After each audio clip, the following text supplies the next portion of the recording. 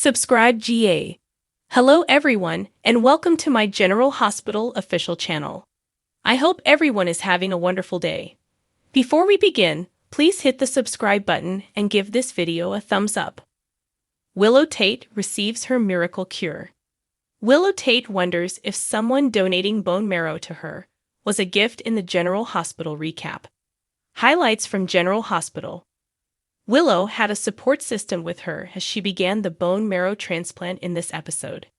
Carly persuaded Jocelyn to accompany her, despite the fact that Jocelyn did not want to see Michael. Nina attempted to learn more about Willow but stayed away and had an odd chat with Diane. Drew tried to collect dirt on Tracy from Brooklyn, while Ned determined to regain Olivia's trust.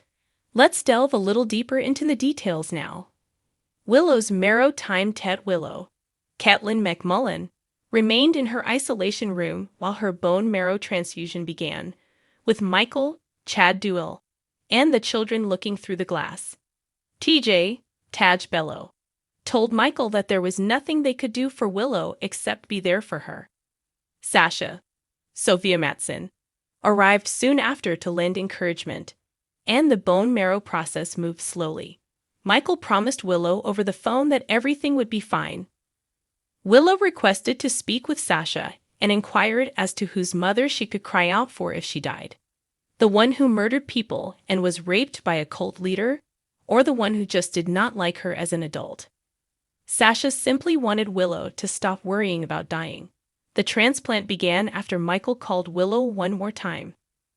Drew, Cameron Matheson, decided to dig up dirt on Tracy, Jane Elliott, rather than be at the hospital when Willow received her transplant, which startled Carly, Laura Wright. Sonny, Morris Bernard, remained with Carly, and she told him that she and Drew would not give up without a fight. When Jocelyn, Eden McCoy, entered the kitchen, she was not pleased to see Sonny. Carly was curious as to why Jocelyn had asked Sonny for help the other day, but neither Sonny nor Jocelyn would tell her.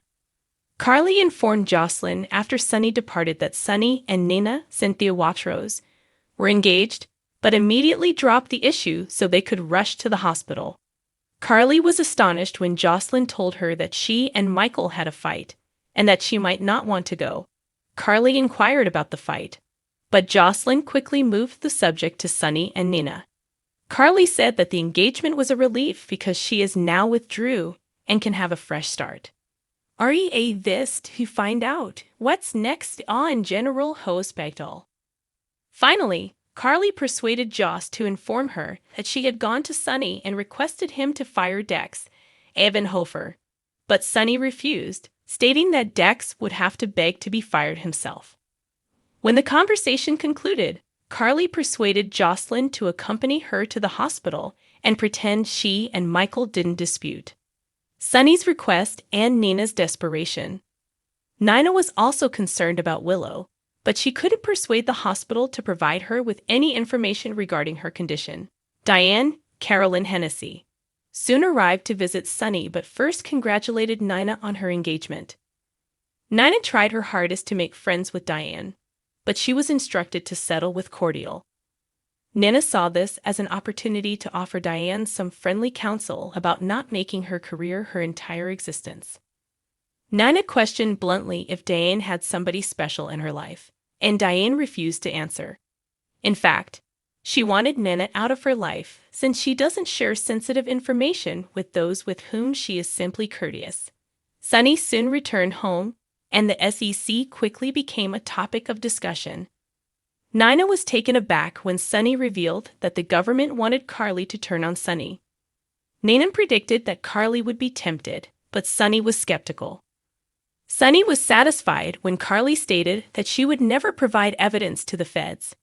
When Diane and Sonny discussed the matter, Sonny became more persuaded than ever that the feds are attempting to reach him through Carly and Drew. Sonny simply wanted Diane to see if she could extract any information from Robert. Robert, Tristan Rogers, and Anna, Finola Hughes, met for lunch at the Metro Court so Anna could find out what was going on with Holly. Robert was compelled to inform Holly, Emma Soms, that she had left town to earn enough money to pay off Ethan's James Ryan, obligations. He said that they had said their last goodbyes this time, but he still felt terrible that he couldn't support her efforts. Anna then inquired about his feelings for Diane. The Quartermains were overjoyed that Brooke Lynn, Amanda Seton, Ann Chase, Josh Swickard were back together. But Ned, Wally Kurth, wanted good news for himself and begged Olivia to believe he didn't lead Drew and Carly to the SEC. Drew quickly entered the living area to provoke Ned and blame him once more. Ned defended himself once more, and they went round and round with no actual change. Drew realized Tracy was holding something over Brooke Lynn's head and pressed her to spill the beans. After all was said and done, Olivia still felt Ned was the perpetrator, so Ned pursued her to try to persuade her otherwise once more. Olivia even informed Ned that Carly had asked her to kick him out of the house, but he didn't believe her. It took a little longer, but Ned eventually got Olivia to listen when he pledged to earn back her trust. Later, on her way to work, Nina and Olivia discussed the engagement, and Olivia revealed that Carly was upset that she didn't kick Ned out for what he supposedly done to her and Drew. Olivia confirmed that Ned denies any wrongdoing, but Nina was stunned he was a suspect at all. She then knocked Ned off guard by informing Olivia that Sonny believes the feds want him rather than Carly. Nobody believes Ned because Willow is torn between two problematic mothers. Drew Kane, Cameron Matheson, told Carly Spencer, Laura Wright, over the phone that they were trying to uncover dirt on Tracy Quartermain, Jane Elliott, and that they weren't going down without a fight on Friday, May 26. Carly returned her attention to Sonny Corinthos, Maurice Bernard, before Jocelyn Jacks, Eden McCoy, arrived, and Joss revealed recently asking Sonny for a favor and being rebuffed. Sonny clarified that he told Jocelyn's friend to come to him, but he didn't tell Carly about it. After Sonny left, Carly revealed Sonny's engagement to Nana Reeves, Cynthia Watrous.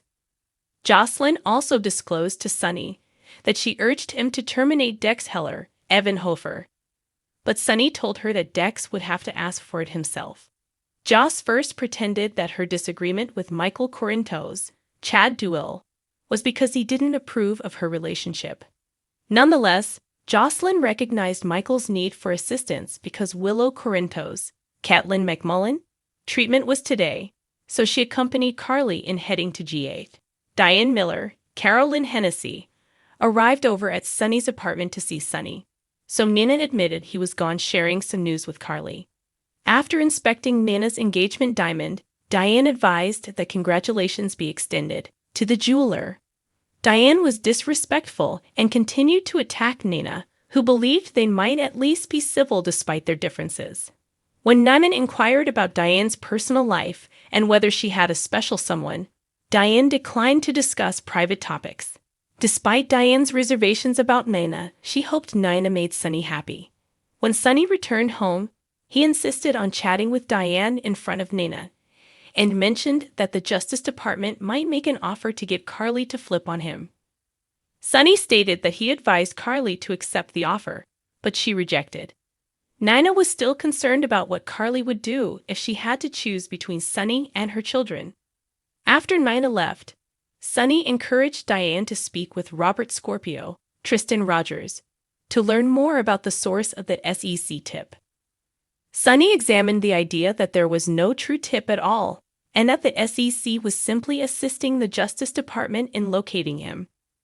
Sonny, on the other hand, was well aware that Ned Quartermain, Wally Kurth, had a penchant for stabbing people in the back. T.A. Ashford, Taj Bello, reassured Willow about her bone marrow transplant and laughed about her fan club, which included Michael, Wiley Quartermain, Corinthos, Viron Weaver, Amelia Corinthos, Nathan and Owen Ford, and Sasha Gilmore, Sophia Matson. Sasha spoke with Willow on the phone alone through the window as they glanced at each other through the window.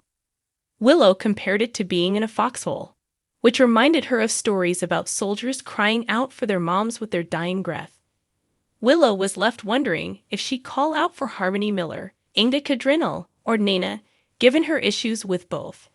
Sasha encouraged Willow not worry about dying and instead be the soldier who lives to fight for every second. Jocelyn and Carly joined Michael in greeting Willow through the barrier as they arrived. Michael spoke with Willow one more time on the phone before her bone marrow donation.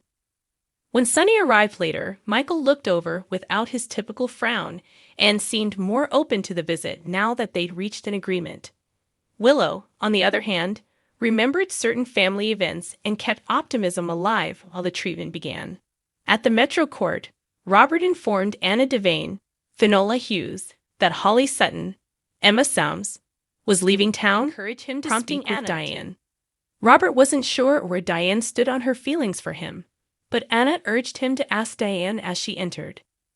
Ned wished Olivia Quartermaine, Lisa Locicero, would think he didn't turn Drew and Carly up for insider trading at the Quartermaine home. Drew jumped up and stated he'd like to believe it as well, but he was doubtful because Ned had threatened to do it.